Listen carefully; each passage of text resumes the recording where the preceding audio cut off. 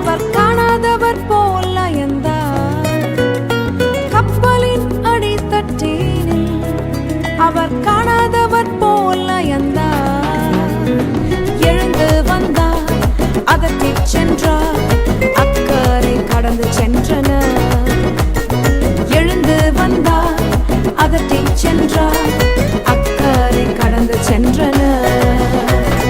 அப்புறம் போகிறவர் போல காணப்பட்டாலும் இயேசு அப்புறம் போகிறவர் போல